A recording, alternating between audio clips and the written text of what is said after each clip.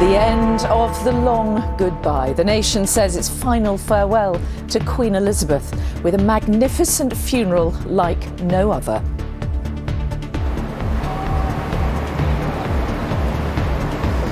A state occasion, of course, but a family affair too. A family's private grief played out in public. Even the youngest members doing their duty and doing their great-grandmother proud.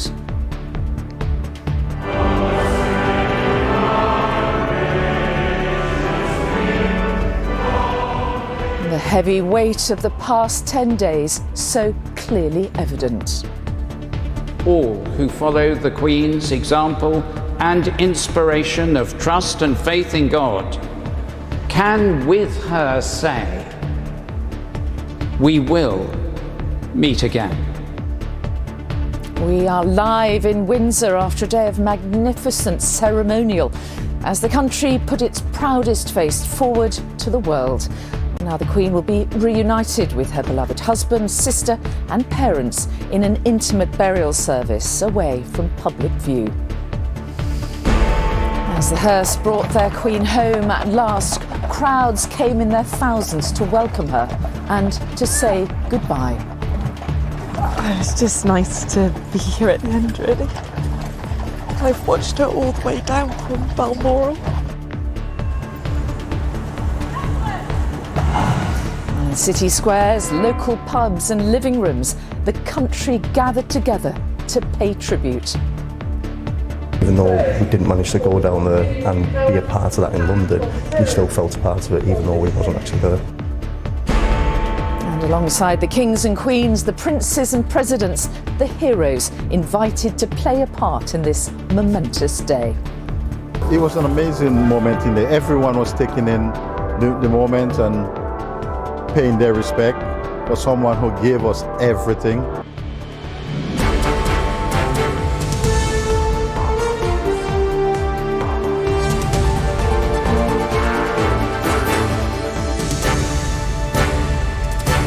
From Windsor, this is ITV Evening News with Mary Nightingale.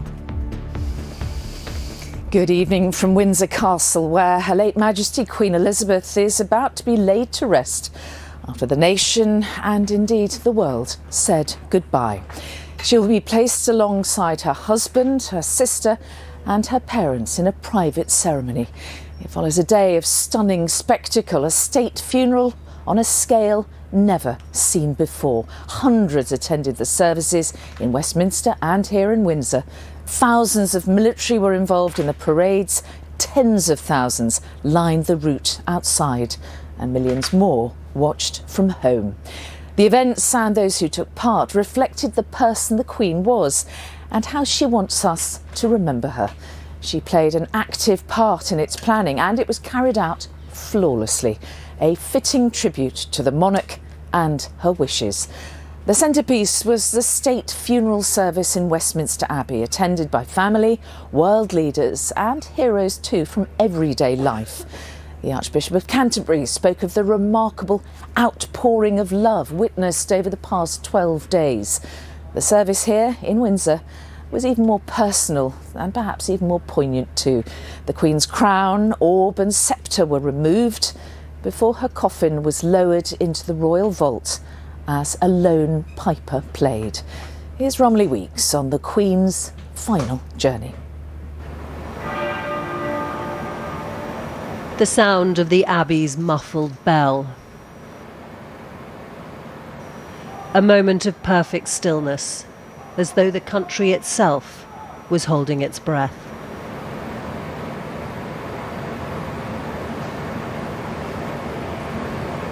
And then, because happen it must, the Queen left Westminster Hall this morning.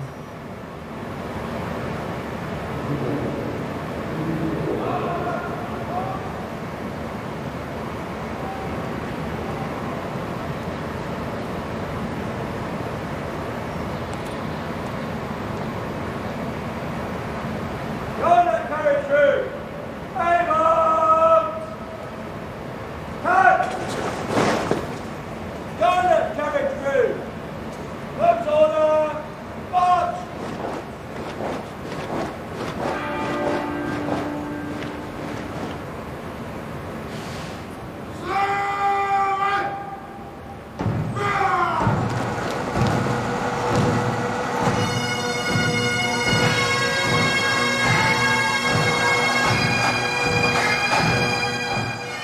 For the armed forces, a last act of duty for their commander-in-chief.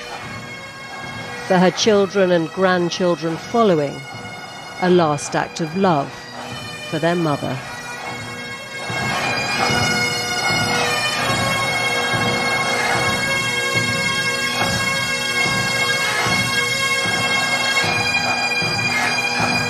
The massed pipes and drums of the Scottish and Irish regiments leading the procession to the Abbey where Elizabeth was married, crowned, and now mourned.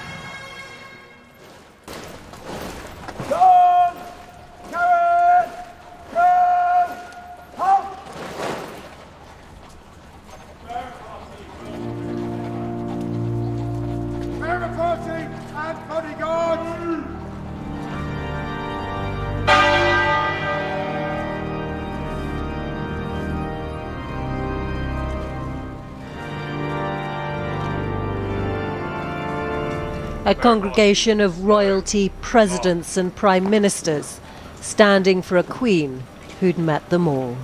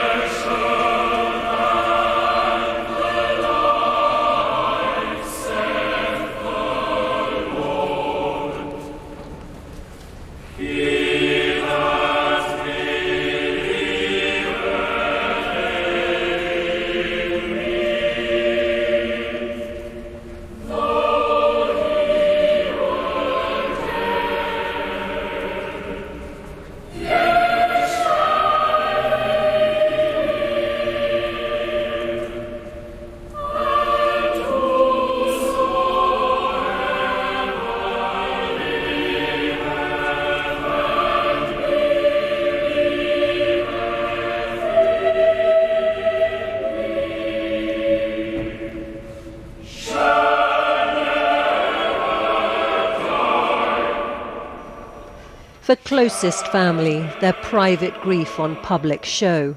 Hard for those experienced in the rituals of royal life.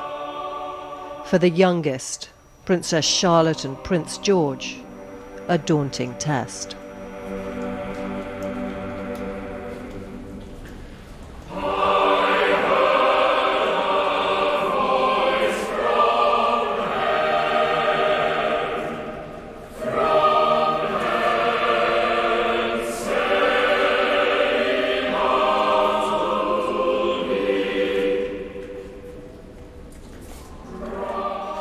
In the very centre of the Abbey, the Queen's coffin. The country's beating heart stilled.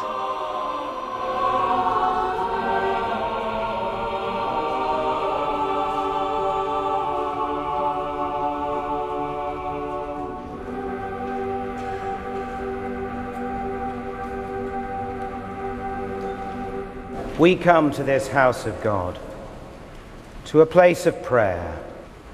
Here, where Queen Elizabeth was married and crowned, we gather from across the nation, from the Commonwealth, and from the nations of the world, to mourn our loss, to remember her long life of selfless service, and in sure confidence to commit her to the mercy of God, our Maker and Redeemer.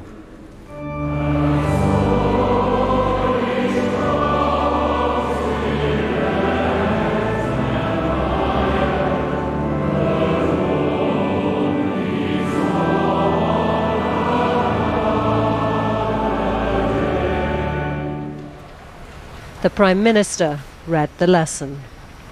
Let not your heart be troubled. Ye believe in God, believe also in me. In my Father's house are many mansions. If it were not so, I would have told you.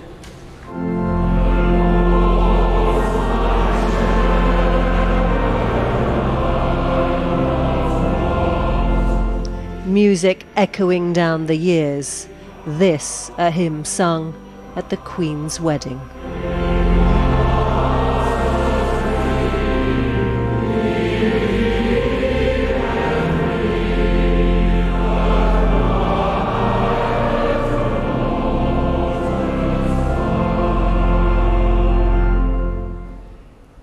People of loving service are rare in any walk of life. Leaders of loving service are still rarer. And we pray today especially for all her family, grieving as every family at a funeral, including so many families round the world who have themselves lost someone recently. But in this family's case, doing so in the brightest spotlight. Her late Majesty's broadcast during COVID lockdown ended with, "We will meet again." Service in life, hope in death. All who follow the Queen's example and inspiration of trust and faith in God can with her say, "We will meet again."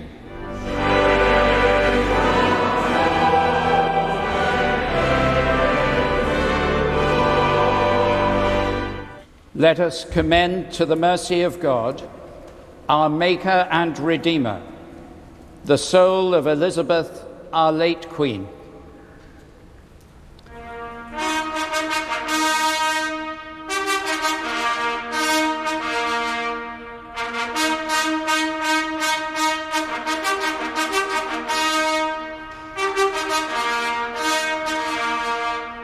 The last post before the Abbey fell silent.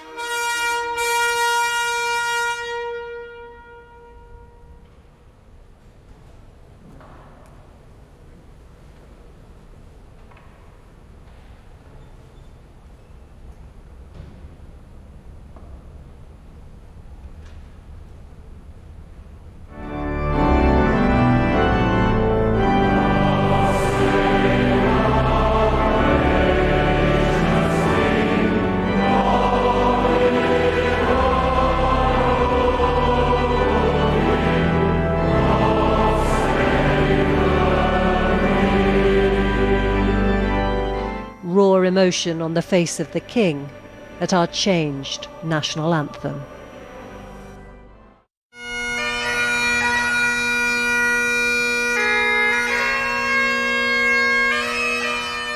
And this was how the late Queen wanted it to end, her piper turning and walking away as the sound of his lament faded over the Abbey.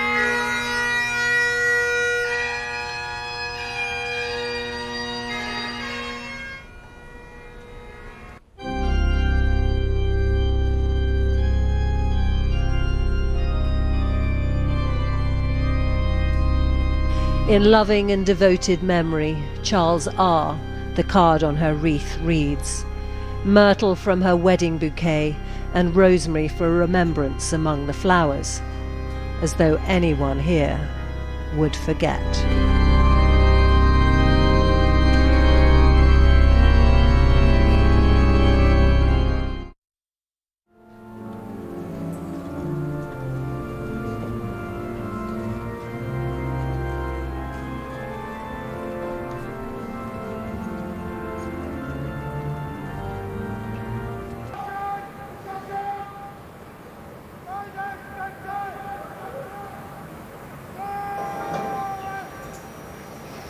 Under the eyes of the Queen's family, almost every world leader from across the globe, and British Prime Ministers past and present,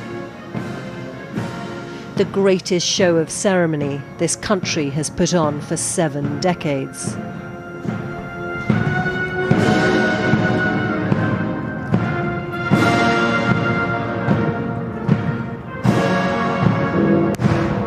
Past the cenotaph, flags lowered, and a royal salute.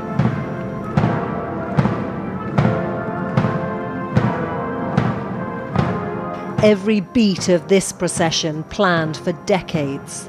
The applause of the crowds, something new.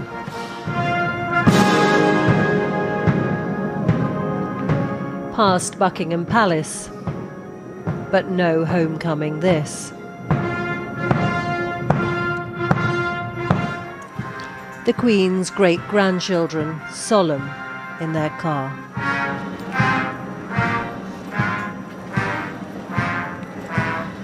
At Wellington Arch, the coffin transferred from gun carriage to state hearse for the last leg of the journey to Windsor.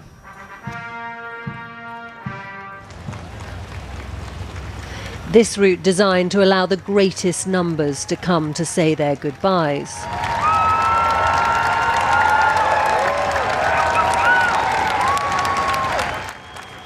And come they did. Bicycles abandoned as the procession passed, the Queen's way strewn with flowers.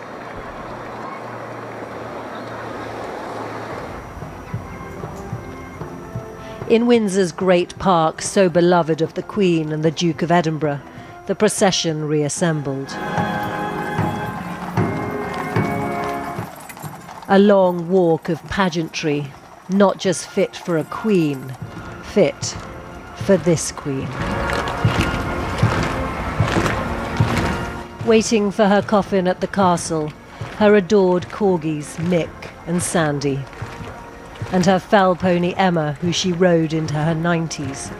You have to imagine the Queen would have smiled at that.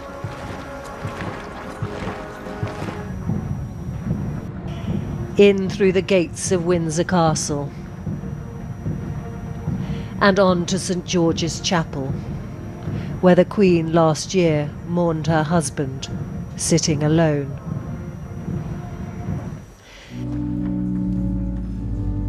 The chapel today filled with family and members of her household, past and present. Memories of the late Duke threaded through the music. This Kentuckian of the departed was played at his funeral too.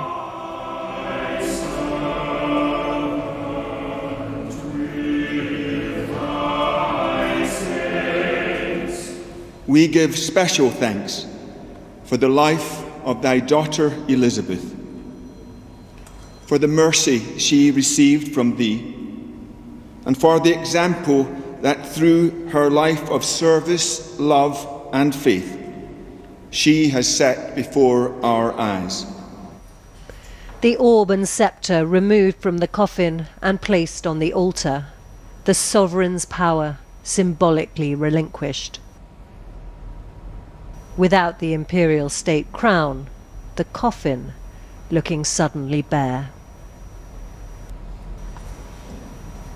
The breaking of the Lord Chamberlain's wand, the end of his service to the Queen. At this, the end of her service to us. It hath pleased Almighty God to take out of this transitory life unto his divine mercy the late, most high, most mighty, and most excellent monarch, Elizabeth II, by the grace of God, of the United Kingdom of Great Britain and Northern Ireland, and of her other realms and territories, Queen. The Queen's coffin lowered into the royal vault to be reunited with her late husband.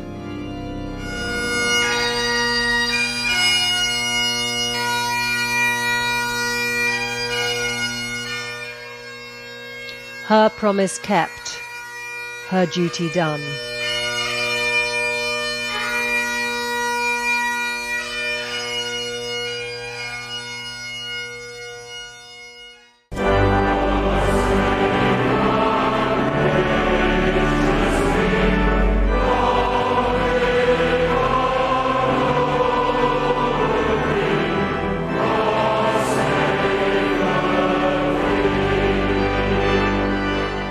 The burden of kingship now falling on her grieving son.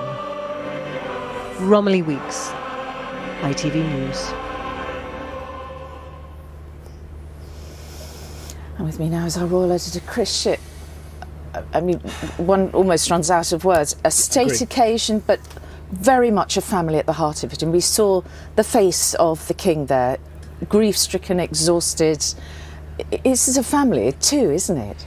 Yeah, do you know, Mary, today was all about goodbyes. There were like goodbyes from presidents and prime ministers. There were goodbyes from the crowds who were both in London and here. Goodbyes from the military. Remember, it's her military saying goodbye to their commander-in-chief. And also what struck me was just goodbyes from those who'd worked really closely with her. We saw one of her footmen walking along, not only in London, but also here in Windsor, walking and walking and walking. These were very long processions today. But I don't think anyone will complain for a second that tonight this family is having a very private moment behind those castle walls in there, inside St George's Chapel, in fact in the very corner of St George's Chapel, where the late Queen is being laid to rest with her late husband, but also in the same place where her mother and father are. No cameras, no one to comment on their grief, no one to share the grief with them, because this is their own very private moment. And I think at the end of the day, we should remember that, and as we go into the following week and there's royal mourning, which will last for another 7 days, we have to think about them. But you're right to say that, when we were looking at the King and everything he's been through this week, both saying goodbye, but also cementing his role as a new king, I don't think anyone will be able to forgive him for what's etched on his face. And I think people's hearts will go out to him and everything that he's been through. Absolutely. He's lost his mum after all, hasn't he? Chris, for the moment, thank you. Well, tens of thousands of people played their part in today's extraordinary event, patiently waiting in Westminster and Windsor and lining the route taken by the state hearse. Many in the huge crowds had stood for hours or even made makeshift camps overnight despite the cold. Some applauded, some bowed their heads, some cried, but all were determined to pay their respects and say one last goodbye. Geraint Vincent heard from some of them. At the start of a day the like of which few have seen, a famous thoroughfare made ready. At the edges, those with duty still to do, sometimes lit with gold, but waiting behind the barriers, the people. Tired, very, very tired. No sleep. No sleep? No sleep, no, but worth it, isn't it? Can't miss it, can you? Show me where you slept. That's my bed. Okay. Yeah. Okay. I've seen worse. Oh, so this is 5-star then. Bless him, he's travelled from Telford to come down to us in Hertford, and we brought him in and he's literally just gone to sleep. He's been awake all night. Awake all night, he's literally just gone. I've actually got my grandson's jacket on, and he's 6 feet tall. I'm about 5'2", but it's very thick and it covered all of the. There were hours of anticipation, and then through the air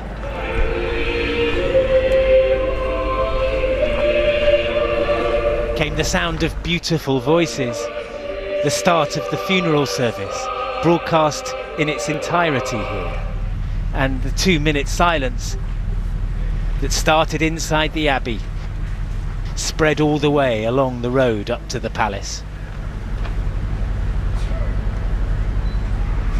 It was beautiful, loved it.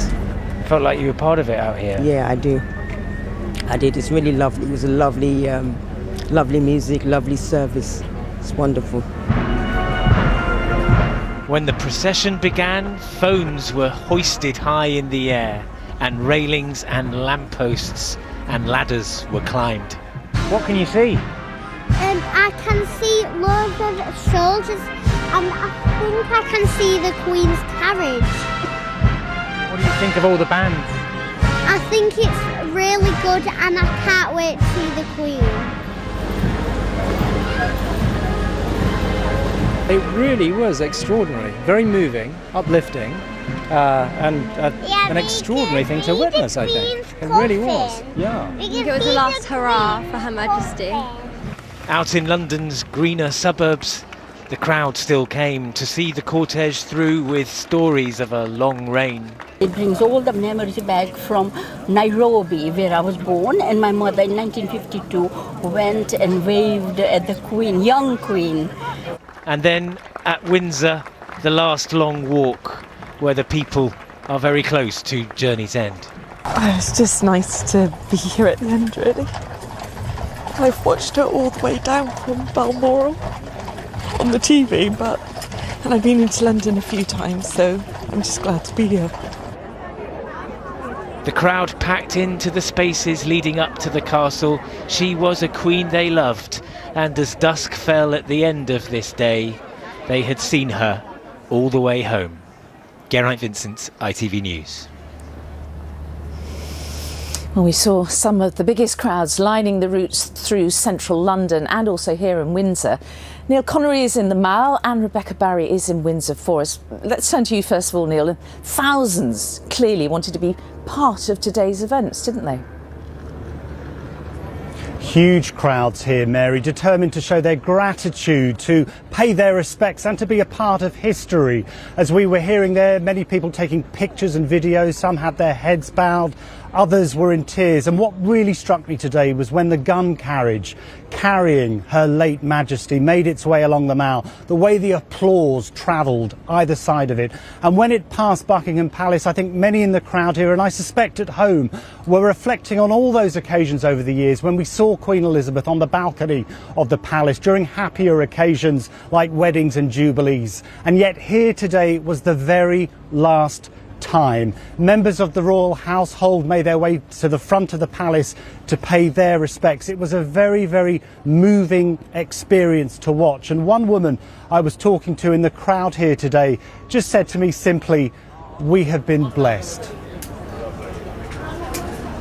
Those images of the long walk here in Windsor really were remarkable. Centuries from now, they'll illustrate to future generations just how the British public mourned and marked the end of the Second Elizabethan age. As we saw the royal standard raised here above Windsor Castle, signalling that the new sovereign was on the estate, I witnessed the raw emotion of people here as they said goodbye to our last monarch and welcomed the next as the coffin rolled past St George's Gate just up from here, followed by the King, the sound of the drums marking the slow footsteps. I was standing with members of the royal household as they fell silent. Some members of the catering staff bowed their heads, some wiped away tears.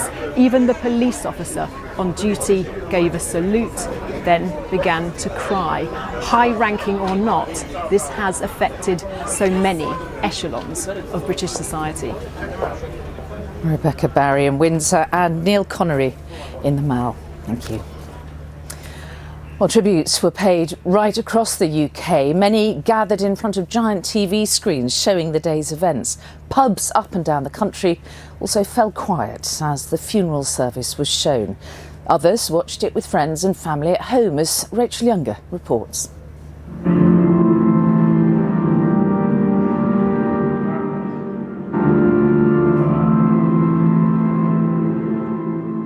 Whether watching through the rain in city squares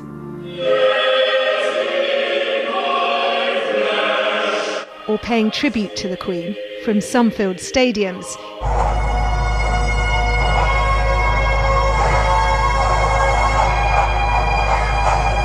in every corner of the kingdom she loved, they came to say goodbye.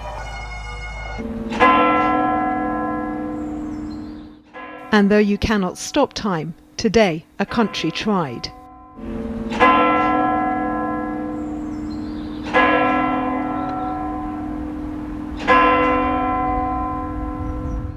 On the Mersey, busy pubs fell cathedral quiet, heads bowed and glasses raised.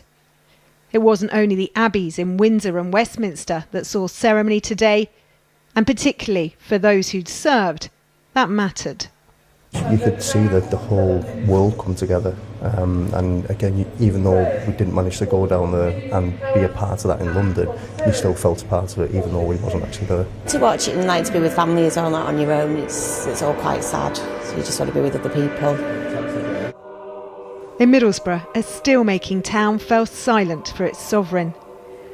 Children who just 3 months ago rejoiced at her jubilee, now pin-drop silent.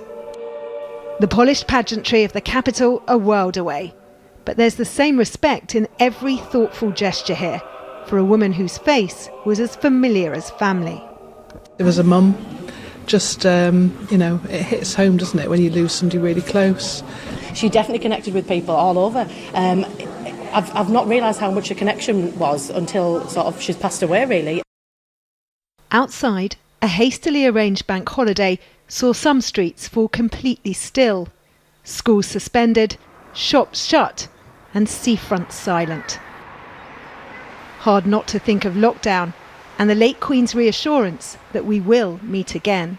But it's hard to believe there will ever be anyone who brings us together like she did. The same generation that crowded around newfangled televisions to cheer her coronation, gathering again to say an almost impossible goodbye.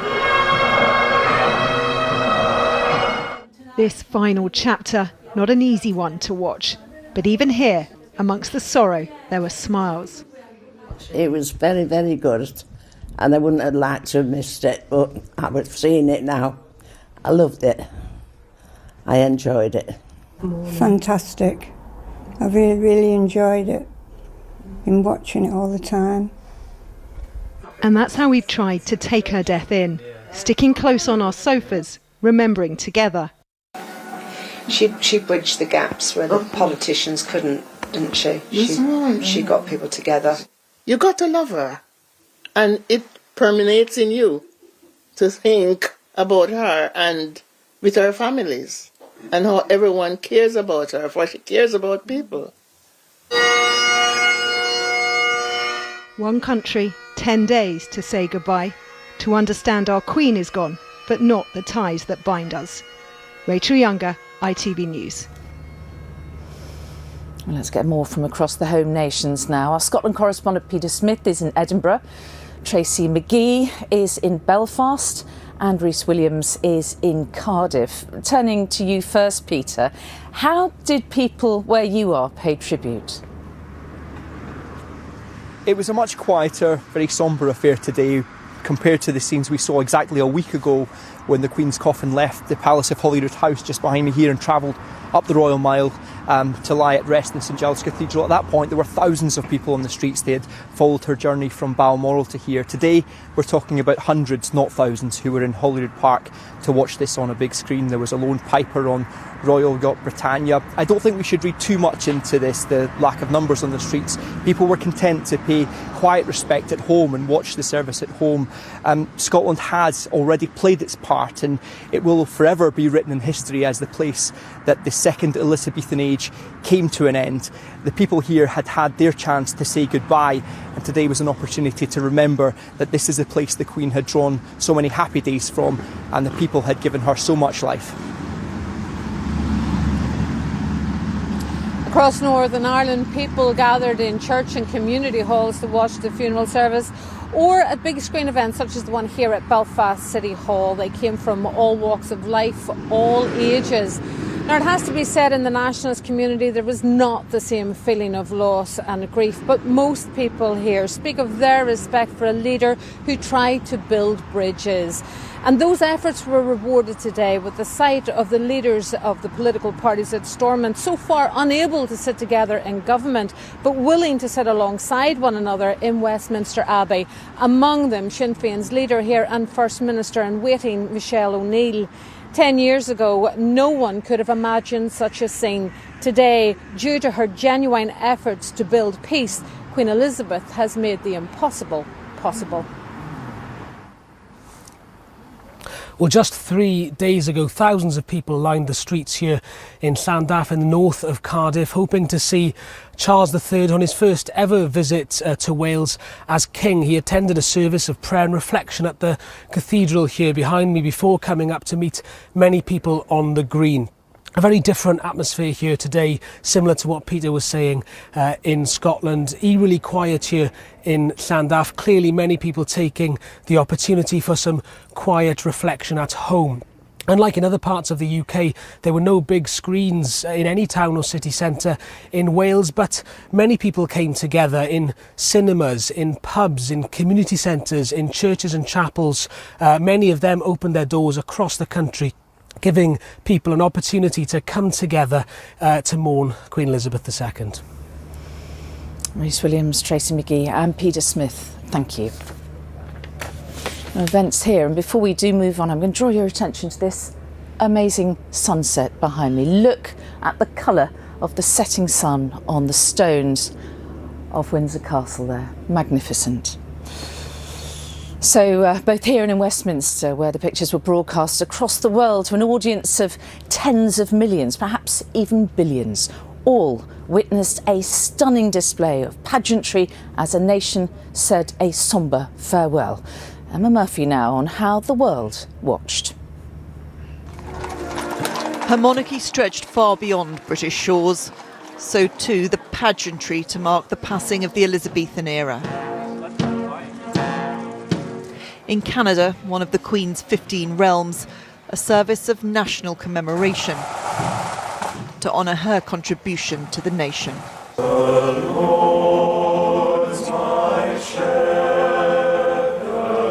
The Queen was the most travelled monarch in history and had visited Canada on 22 occasions.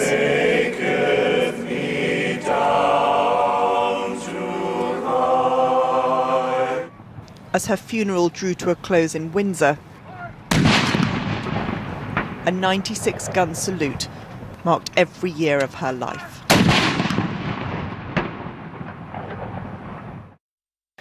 In Kenya, where her reign began and the world saw the first pictures of Queen Elizabeth, they watched the images marking the end of her reign, remembering how a young princess became a monarch in their country. In Hong Kong, those who couldn't be part of the London service gathered at the British consulate. I remember I was at Princess Diana's funeral, I was at the Queen Mother's funeral, and to feel that level of grief and loss, but not to be able to be part of it, makes it harder. In Australia, where she visited 16 times, her image was cast onto the Sydney Opera House. In the United States, some gathered at dawn to be part of a moment of global significance. She was such an icon of leadership, of self-sacrifice to her country and people, and a great inspiration. She seemed to be a person steady and committed, regardless of the forces of life that inevitably come upon us. She just seemed to really be a rock of a human being, someone who held steady. In Nepal, prayers were said for a monarch who visited the country twice, as candles burned at a shrine to honour the late Queen. In Malta, where the Queen made her first state visit and her last, a gun salute marked her memory, as a much-travelled monarch made her final journey. Emma Murphy, ITV News. And our correspondent Dan Rivers is in Sydney tonight. Dan, I chatted to teams and teams of Australian journalists outside the Abbey today. All of them had been broadcasting all night, of course. How have Australians reacted to today's events? Well, I think most Australians have been viewing the amazing pictures here, which have been broadcast through the evening here, with a mixture of sadness and affection for the Queen. Of course, there's no physical place for them to go and watch anything here, so this was largely a TV event for many people here. And talking to one of the executives of the networks here, they said that internet traffic during the broadcast here in the evening dropped off very low indeed, suggesting most people were tuning in to watch this television broadcast, which has been carried on all of the main networks here. The viewing figures are likely to be among the largest in Australian television history. We'll get those numbers by the morning. It will, of course, be now a moment that Australia starts to look to the future. This last 10 days has really quelled the Republican debate here as everyone pays respects to the Queen, and that tone has been set by the Prime Minister Anthony Albanese. Looking forward, though, now there may be questions about where Australia goes from here. He's already ruled out any idea of having a referendum on a republic in the next 3 years or so. I think most Australian people will have their own memories. The Queen came here 11 times over 57 years, and everyone will be reflecting on their own memories of her coming to Australia. One thing that struck me, talking to someone watching in a pub last night, he said he thought after all of this coverage that support for the monarchy would actually grow. All right, Dan Rivers in Sydney, thank you. Well, here there was exceptionally tight security today as world leaders attended the funeral.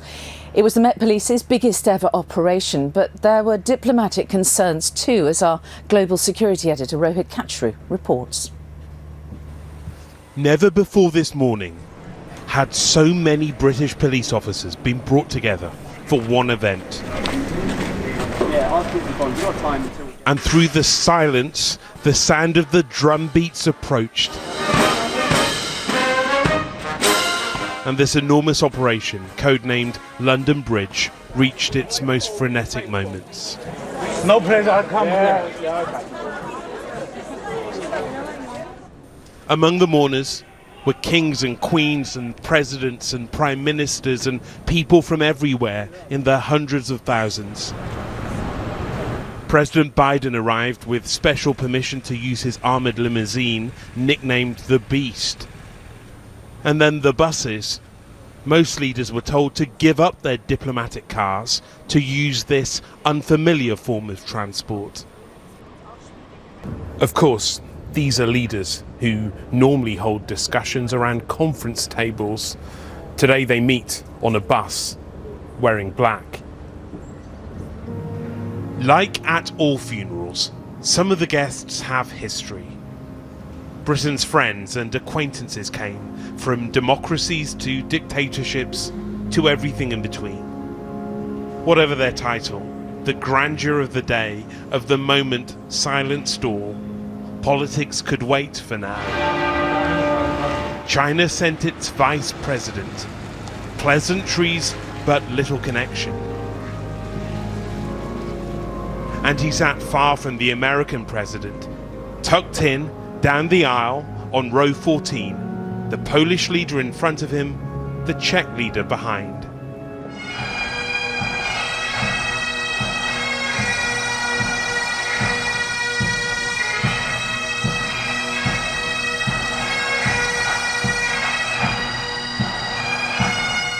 No wonder she has become known by some as the Queen of the World. That's down in part to the history of a one-time imperial monarch, but it's down to her too, and her book of condolence drew signatures from leaders everywhere. It's a loss not only to the royal family, it's a loss not only to the UK, it's a loss to all of us, both in the Commonwealth and outside. There's a world of pressing global issues which they might have discussed under different circumstances. But tonight the normal rules of international diplomacy resume without a unique figure. Rohit Kachru, ITV News, Westminster Abbey. Members of the public were also invited to be among the mourners inside the Abbey today. They included a father of two who gave out free meals during the pandemic and a brave anti-knife campaigner who'd been attacked whilst pregnant. Also, there was Johnson B. Harry, who became the first living soldier in nearly 50 years to receive the Victoria Cross for his own selfless acts of bravery. Ben Chapman heard from some of the Queen's heroes. At the heart of this funeral was the Queen's lifetime of service. Fitting then that in the congregation was a privileged few hundred whom she'd recognised for theirs. Among them, Johnson B. Harry, whom the Queen awarded the Victoria Cross, the highest award for bravery, following his service in Iraq. It's the first time I shed a tear. It really sinks in when I hear the national anthem and I have to sing it. Because for almost 22 years, I've been singing the national anthem we know, and now the words change, and that's when I really feel it. He wore his medal for only the fourth time today, but the service took him back to the day he received it. It was the scariest day of my life. And she said to me, "You're a very special person. I don't get to do this very often." And then the light bulb came on and I realized I'm in front of Her Majesty. But I remember how easy it was to communicate with her. And I took that in with me. Commitment to community, as well as country, was also recognised with invitations. Pranav and Natalie both received MBEs in the Queen's last birthday honours list. Pranav's for his volunteering work during the pandemic. Seeing the coffin as up close as I did really brought home the fact that our Queen is no longer. And quite honestly, it was at that point I had a lump in my throat, and actually it brought back feelings of other funerals I've been to, including my own grandfather's funeral. For Natalie, who's campaigned against knife crime, it was a surreal experience. You've got President Biden going past, and you've got former prime ministers, and then obviously the royal family, and you're thinking, but I'm just Natalie from Birmingham, but I'm still part of this. But I think that's a real testament to the Queen.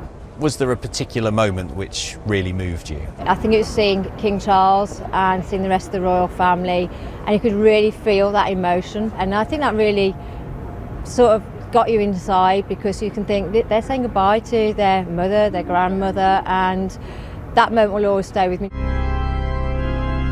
They are images that many of us will long remember, but those who witnessed them in person are unlikely ever to forget. Ben Chapman, ITV News. Well, another of those heroes playing a part in the state funeral today was health worker May Parsons, who delivered the world's first COVID-19 vaccine. She met the Queen and she accepted the George Cross on behalf of NHS England in July. And I'm delighted to say that May joins me now. May, thank you for your time this evening. What did it mean to take part in today's extraordinary events?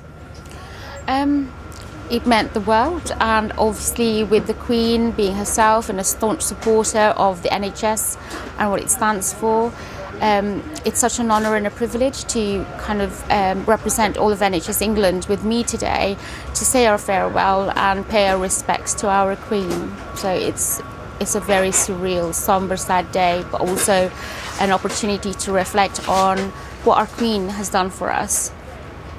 The Queen was very vocal, wasn't she, during COVID, and we all remember that wonderful speech she made saying that we will meet again. What did that mean to you and your NHS England colleagues at that time?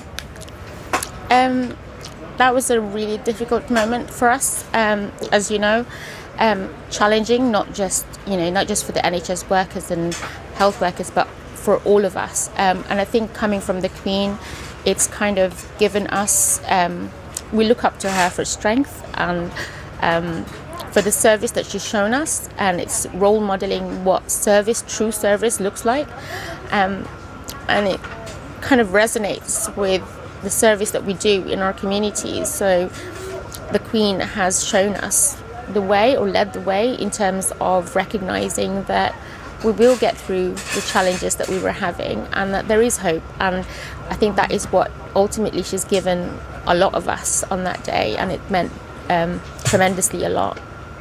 May, I can see you're still very emotional. It was obviously a hugely moving day. You met the Queen, didn't you? You accepted the George Cross. What did she say to you? What was it like? She was so welcoming, and she was so warm and funny. Her sense of humour that day was still on point, considering, and she made us so welcome in her home. And I think, the saying that they say to you, that a person that made you feel the way that they did is something that you would remember rather than the words that they said. And that is what the Queen has done for me. She's, welcomed me in her home, presented me with the George Cross for all of the NHS staff in England, and that was something that obviously we were really, really grateful for. Yes. And yeah, it was a surreal moment, and obviously such a nice moment. Forget it, May, will you? No, absolutely not. No, I don't think so. Neither today. I'll let you go now. It's been a big day, May Parsons. Thank you so much for joining us this evening. Well, family was at the very heart of today's events, which saw Prince George and Princess Charlotte play a prominent role. George, who's 9, and 7-year-old Charlotte were the youngest mourners in Westminster Abbey. Watched by the world, they helped escort their great-grandmother's coffin through the Abbey and also at Windsor. And as Chloe Keedy reports, the young royals showed the future of the monarchy is in pretty safe hands. The frown on his face suggested that young Prince George understood that this would be a difficult day. He and his sister Charlotte are grieving for their great-grandmother, but they're also learning what it means to live these private moments in a very public way. As Westminster Abbey's bell tolled, 9-year-old George glanced up and seemed for a moment to be taking in the enormity of it all. And it is difficult to imagine a more daunting duty than the one that lay ahead. Walking behind the Queen's coffin, next to his father, and watched by the world. They might have felt a bit nervous, also extra upsetting because they had to go in front of the crowd when their great-nans just died. So I think that it's important that kids are involved in the royal family, because some people, they don't even know there were any, they just thought, oh yeah, the Queen.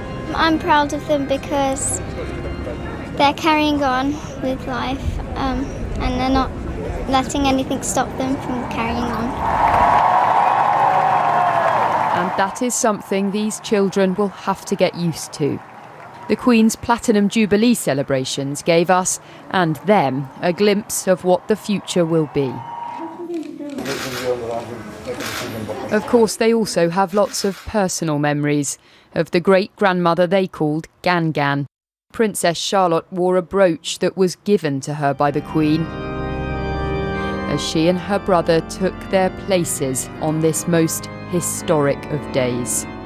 You know, this is a message about the continuity of the monarchy and the future, and the fact that these people, at least Prince George, at some point is going to inherit. But more than the future, today was about the past. And for these two children, it was about saying goodbye to the great-grandmother they loved. Chloe Keedy, ITV News. Back with our royal editor Chris Shipp, and just looking at a 7- and a 9-year-old, remarkable. Well, you know, exemplary behaviour for people so young. But I was talking. Listen, I think there will be a debate about whether or not they should have done that. In such, you know, the eyes of the world were on them today. A royal source said to me that look, they did discuss it as a family, and they decided they did want to do it. And also, that image that it gave us was of a late Queen, the new King, and then two future kings filing behind that coffin today, and that's doing what, you know, monarchy is meant to do. It's showing that it's constant, it's showing that it's continuing, and that's exactly what we saw today. I'm going to set you an impossible task now. Sum up what we've seen over the last 10, 11 days. We've been there almost every step of the way. Listen, I think people keep trying to ask me to do this. Look, I mean, whether you have seen all of these things in person, whether you saw the hearse drive in Scotland or London, whether you were in the crowds today, whether you filed for the queuing in state, or whether you just watched it on television, look, it's been momentous. You know, it's been history making. But, you know, I think we live in a society where death is often hidden. This Queen didn't want her death to be hidden. She wanted to be seen. So whether that is the hearse with the lights in it that she helped to design, whether that is the state gun carriage that she was carried through London in such spectacular ceremonial fashion today, she wanted to be seen in death. And so we had that finality of that moment when her coffin was lowered into the royal vault. Everyone saw it, and she wanted everyone to see it. And you and I will never forget it, will we? Chris, thank you. And that brings our programme to an end on the day the nation stopped to say goodbye to our Queen. Her final journey was filled with stunning images, starting with her coffin being borne on a gun carriage to Westminster Abbey. There was a breathtaking state funeral service before she was carried past Buckingham Palace for the very last time, and on to Windsor through huge crowds. Well, tonight, her coffin is about to be placed in the King George VI Chapel here in Windsor Castle, alongside her beloved husband, her sister, and her late parents. After a lifetime in front of us and the cameras, our ever-present figurehead, the Queen will be laid to eternal rest, out of public sight, in a private ceremony. The final chapter in a truly remarkable life. Good night.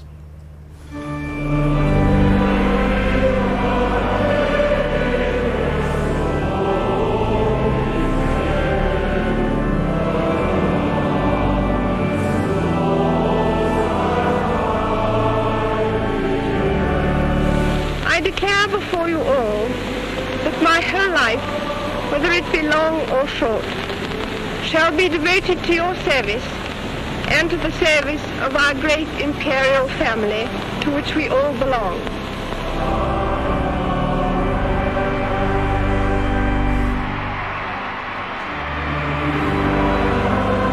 He is someone who doesn't take easily to compliments, but he has quite simply been my strength and stay all these years.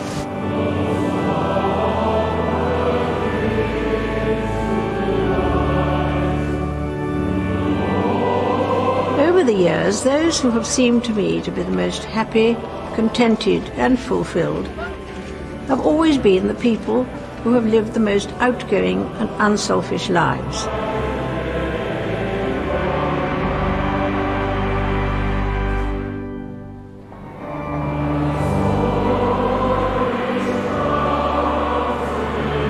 Change has become a constant. Managing it has become an expanding discipline. The way we embrace it defines our future.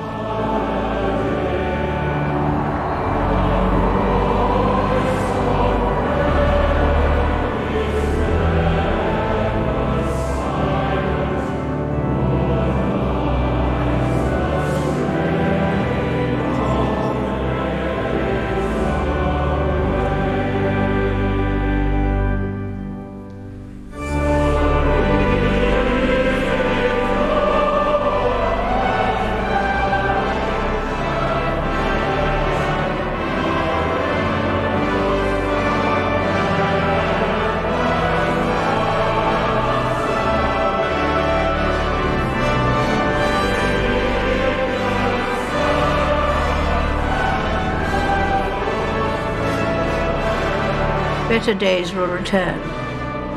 We will be with our friends again. We will be with our families again. We will meet again.